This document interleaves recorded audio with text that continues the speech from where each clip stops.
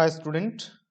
आज हम लोग क्लास 10th के ज्योग्राफी यानी भूगोल का फर्स्ट यूनिट का टॉपिक वन एवं वन्य जीव संसाधन पढ़ेंगे। तो हम लोग पिछले क्लास में कुछ क्वेश्चन किए थे, अब उसके आगे वाले चैप्टर को करते हैं। तो बिना समय गवाए हम लोग स्टार्ट करते हैं। वन्य एवं वन्य प्राणी संसाधन। वन मतलब जंगल, और जंगल में रहने वाले प्राणी जो संसाधन हैं या फिर जो जंगल में संसाधन हैं वन्य प्राणी के रूप में, उसके बारे में हम लोग देखेंगे। कहा जाता है कि यह सत्य है कि आग आग जो है वो आग पर नियंत्रण जो है वो मानव सभ्यता का महान आविष्कार है। हम लोग इमेजिन कर सकते हैं कि जब आग नहीं होगा तो या आग की खोज नहीं हुई होगी तो मानव का जो जीवन है, उसका भोजन का जो स्वरूप है वो कितना अलग रहा होगा।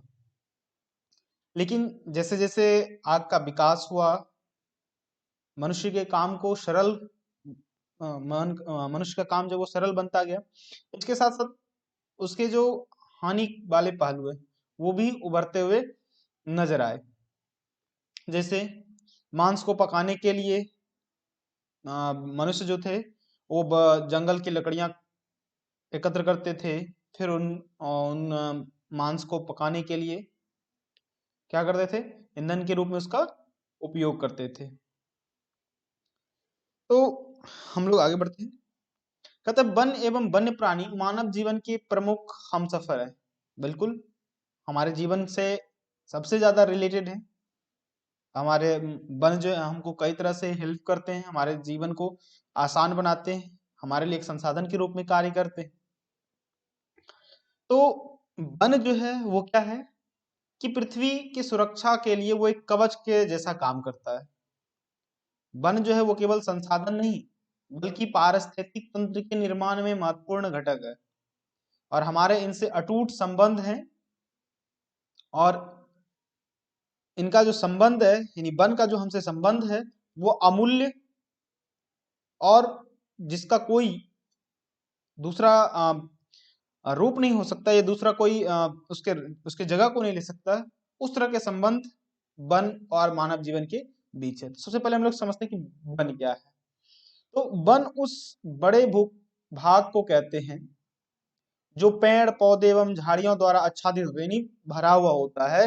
वे वन जो स्वतः विकसित होते हैं उसको हम लोग प्राकृतिक वन बोलेंगे, और जो मानव द्वारा विकसित किए जाते हैं वह मानव निर्मित वन या फिर वानिकी कहलाते हैं।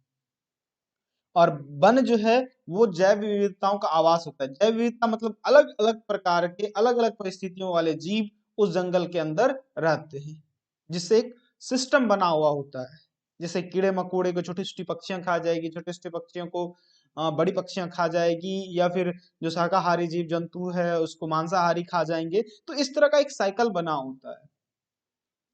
तो वन क्या है, वह बड़े भूभाग जो पेड़ पौधे झाड़ियों से आच्छादित यानी घिरे होते हैं, भरे होते हैं, उसको हम लोग क्या बोलेंगे, वन बोलेंगे। जो प्रकृति द्वारा निर्मित है उसको प्राकृतिक वन, और जो मानव द्वारा निर्मित होते हैं उसके मानव निर्मित वन या फिर वानिकी कहते हैं। देख सकते हैं हम लोग विभिन्न तरह के जानवर को, इसी क्या है, जीवों की विविधता जंगल की शान है। यानी जंगल में कई तरह के जीव जंतु पाए जाते हैं। अब हम लोग देखते हैं, कहता है कि सृष्टि के आरंभ से ही मानव इसके आंचल में पोषित होता रहा। यानी मैक्सिमम चीज जो है जब सृष्टि हो रही थी तब भी लोग जंगल से ही प्राप्त करते थे। वन एवं वन्य प्राणी मानव के लिए प्रतिस्थापित होने वाला संसाधन है। यह जीव मंडल में सभी जीवों को संतुलित स्थिति में जीने के लिए अथवा संतुलित परिस्थिति तंत्र के निर्माण में सर्वाधिक योगदान देता है। क्योंकि जीवों के लिए खाद्य ऊर्जा यानी फूड एनर्जी का जो प्रारंभिक स्रोत है वो वनस्पति है। वनस्पति से ही सारी चीज होती है। यदि हम मांस भी खाते हैं तो मांस खाने जिस जिस जानवर का या जिस चीज का हम लोग मांस खाते हैं वो भी पहले शाकाहारी होता है, घास फूस खाकर बड़ा हुआ होता है, जैसे बकरी या फिर जो इस तरह का जानवर जिसको खाया जाता है वो भी पहले जंगलों से या जो वनस्पतियां हैं पेड़ पौधे को खाकर बड़ा होता है। तो भारत में जो वन संसाधन है वो एक महत्वपूर्ण संसाधन है। और हम लोग यदि ग्रंथ वगैरह सबको देखें, जो पुरानी कथाएं वगैरह थी, उसमें ज्यादा से ज्यादा कहानियां जो है वो वन से रिलेटेड रहती है, यानी वनों से जुड़ी हुई होती है। तो इससे हम लोग अनुमान लगा सकते हैं कि भारत के लोग जो थे वो वनों के प्रति काफी श्रद्धा और विचार रखते थे। आज भी यदि हम आदिवासी लोगों को देखें तो वो वन के प्रति काफी उन्मुख रहते हैं, उनकी सुरक्षा के लिए। तो है कि वन, इसलिए हमको क्या करना चाहिए कि जो अभी तेजी से वनों का विदोहन हो रहा है, जो वन संसाधन उसका जो विदोहन हो रहा है, उस पर रोक लगानी चाहिए और वन और वन्य जीवों के संरक्षण पर ध्यान देना चाहिए। अब हम लोग देखते हैं वन और वन्य जीव संसाधनों के प्रकार और वितरण। तो वन्य विस्तार के जरिए भारत विश्व का 10वां देश है। अब सोच सकते हैं कि जनसंख्या की दृष्टि पे हम लोग पहले स्थान पे होते जा रहे हैं, लेकिन वन का जो विस्तार है उस हिसाब से ये हम विश्व के 10वें स्थान में। यहाँ करीब 68 करोड़ हेक्टेयर भूमि पर वन आच्छादित है, यानी फैला हुआ है। जबकि रूस 809 करोड़, जो कि पहले नंबर पर है। उसके बाद दूसरा स्थान आता है ब्राजील का 748 करोड़ हेक्टेयर, कनाडा 310, संयुक्त राज्य अमेरिका 303 करोड़ हेक्टेयर और चीन में 197 करोड़ हेक्टेयर है। जबकि ऑस्ट्रेलिया में 164 करोड़ हेक्टेयर, जबकि मात्र ऑस्ट्रेलिया की जनसंख्या 3 करोड़ के आसपास है, फिर भी वहां 164 करोड़ हेक्टेयर है। कांगो में 134 करोड़ हेक्टेयर, इंडोनेशिया में 88 करोड़ हेक्टेयर और पेरू में 69 करोड़ हेक्टेयर वन क्षेत्र है। उसके बाद हमारा नंबर आता है विश्व में 10वां स्थान पे। यदि हम FAO यानी फूड एंड एग्रीकल्चर ऑर्गेनाइजेशन की वानिकी रिपोर्ट के अनुसार जो है, वर्ष 1948 में विश्व में 4 अरब हेक्टेयर क्षेत्र था, वन क्षेत्र था। जबकि 1963 में घटकर ये कितना हो गया, 3.8 अरब हेक्टेयर। जबकि फिर 1990 में 3.4 अरब हेक्टेयर, पर बाद में थोड़ा सा 2005 में सुधार हुआ और फिर वो 1948 के आसपास जैसा हो गया, यानी 3.952। लेकिन भारत में तो स्थिति इसकी काफी चिंताजनक है। और यदि हम बिहार की बात करें तो बिहार में तो वन नाम से कुछ है ही नहीं।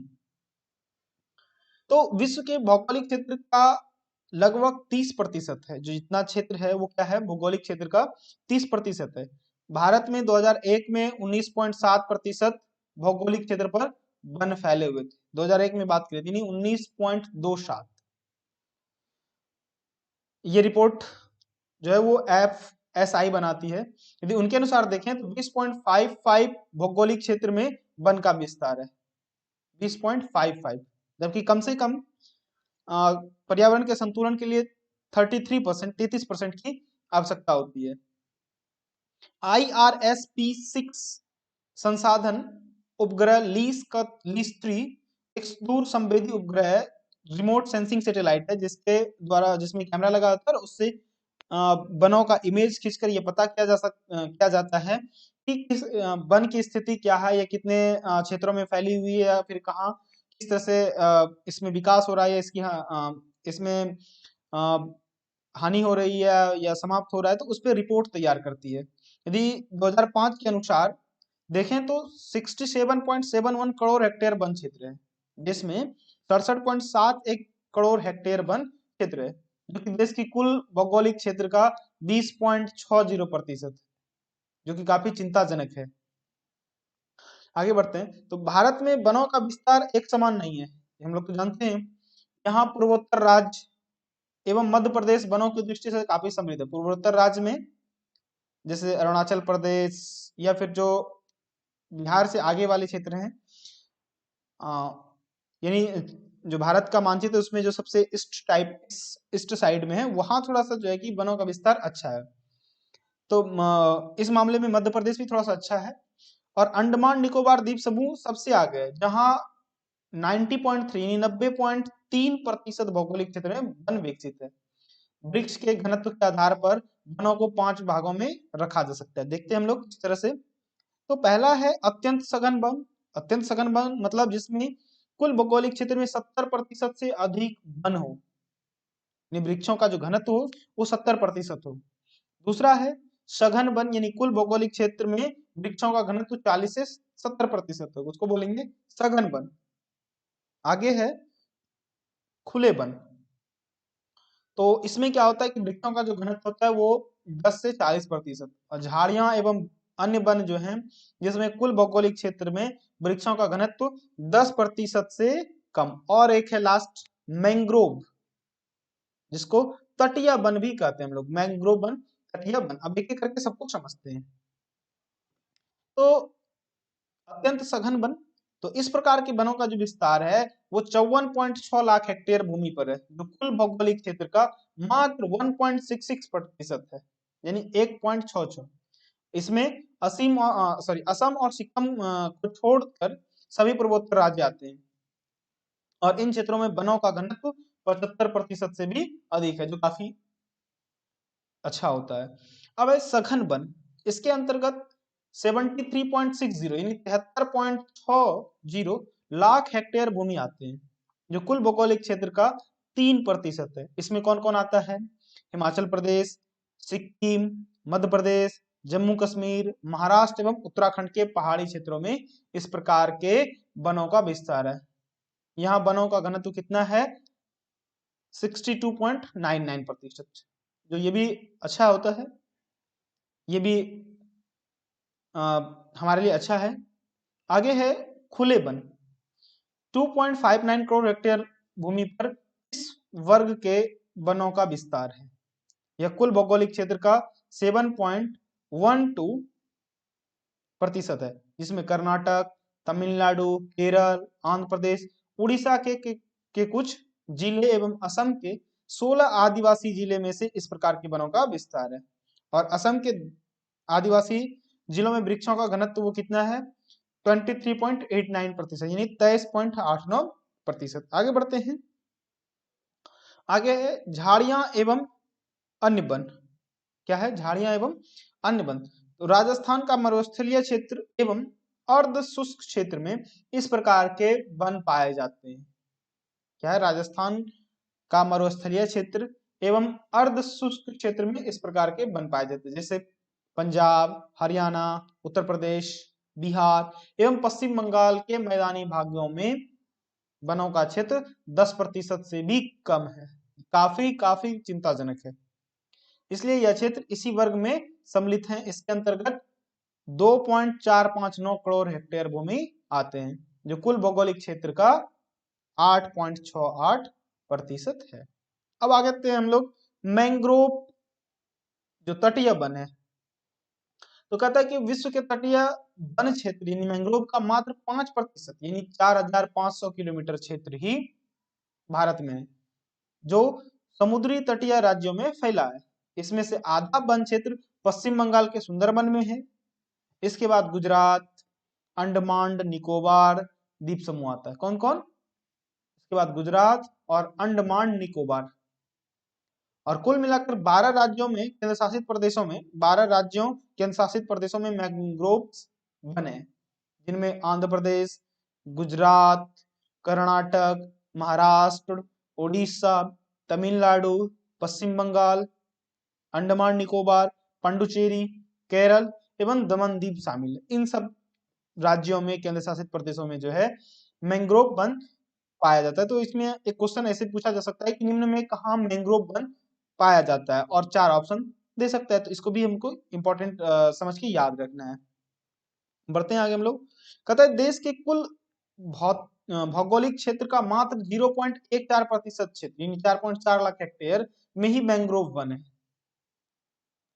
पश्चिम बंगाल में सबसे बड़ा क्षेत्र अर्थात 47.6% क्षेत्र इसके अंतर्गत है, जबकि गुजरात दूसरे स्थान पर 21% के साथ, और तीसरे स्थान पर अंडमान निकोबार द्वीप समूह है, जहां मात्र 14% क्षेत्र में मैंग्रोव फैला है। बढ़ते हम लोग आगे। ये काफी इंपॉर्टेंट नॉलेज है, इसको हमको जानना चाहिए, और इससे कई बार ऑब्जेक्टिव क्वेश्चन पूछे जाते हैं। जैसे देश के कुल वनाच्छादित क्षेत्र का 25.11% वन क्षेत्र पूर्वोत्तर के 7 राज्यों में है। अब समझ सकते हैं कि पूर्वोत्तर का जो राज्य है उसमें 25.11% क्षेत्र है कुल देश में जितना भी वन क्षेत्र है। भारत में 188 आदिवासी जिले में कुल वन क्षेत्र 60.11% है। हो सकता है कि आदिवासियों को वन से कितना लगाव है। और देश में वनाच्छादित क्षेत्र के मामले में मध्य प्रदेश का स्थान प्रथम है। यह देश की कुल वनाच्छादित का 11.2% वन है। दूसरे स्थान पर अरुणाचल प्रदेश जो कि 10.01% है। तीसरे स्थान पर छत्तीसगढ़ 8.25%। चौथे स्थान पर उड़ीसा 7.18%, जबकि महाराष्ट्र का स्थान 5वां है 7.01%। बढ़ते हम लोग आगे। कहता संसार में मात्र 3 बिलियन हेक्टेयर में वन रह गया। लगभग 800 ईस्वी पूर्व से 6 बिलियन हेक्टेयर वनों की कटाई हो चुकी है। और यदि हाल ही में बात करें तो हाल ही में जो है कि भारत चीन के बाद दूसरे स्थान पर है इन्हीं वनों के विकास में, कि सबसे ज्यादा वन कहाँ विकसित हुआ है, तो चीन के बाद भारत दूसरे स्थान पर है। आगे हम लोग बिहार में किस तरह के वनों का फैलाव है, वनों की क्या स्थिति है, उसके बारे में जानते हैं। तो बिहार के विभाजन से पहले तो स्थिति थोड़ी ठीक थी, पर जैसे ही झारखंड बना तो बिहार राज्य की स्थिति काफी दयनीय हो गई। यहाँ के अधिकतर भूमि जो है वो कृषि योग्य है। मात्र में 6764.14 हेक्टेयर में वन क्षेत्र बचा है। यह भौगोलिक क्षेत्र का मात्र 7.1%, जबकि होना कितना चाहिए हमारे पास 33%, और है कितना 7.1%। तो बिहार के 38 जिलों में से 17 जिले से वन क्षेत्र समाप्त हो गया है। पश्चिमी चंपारण, मुंगेर, बांका, जमुई, नवादा, नालंदा, गया, रोहतास, कैमूर और औरंगाबाद जिलों के वनों की स्थिति कुछ बेहतरीन, इन सब जिलों में थोड़ी थोड़ी ठीक है, जिसका कुल क्षेत्रफल 3700 वर्ग किलोमीटर है। शेष में अवक्रमित वन क्षेत्र हैं। वन के नाम पर केवल झाड़ झुमड़ इस टाइप की चीज है। तो बढ़ते हम लोग आगे। अब देखते हैं प्रशासकीय दृष्टि से वनों को किस तरह से बांटा गया है। तो जो पहला है वो है आरक्षित वन यानी रिजर्व फॉरेस्ट। जो वन जलवायु की दृष्टि से महत्वपूर्ण होते हैं उन्हें आरक्षित वन कहते हैं। जो जलवायु के लिए महत्वपूर्ण होते हैं उसको क्या बोलते हैं हम लोग, आरक्षित वन यानी रिजर्व फॉरेस्ट। इसमें ना तो लकड़ियां काटी जा सकती है और ना ही पशुचरण होता है। बाढ़ नियंत्रण, भूमि संरक्षण, मरुस्थल के प्रसार को रोकने तथा जलवायु नियमित रहने हेतु इसकी आवश्यकता होती है। वन एवं वन्य जीवों के संरक्षण के लिए आरक्षित वनों को सबसे अधिक मूल्यवान माना जाता है।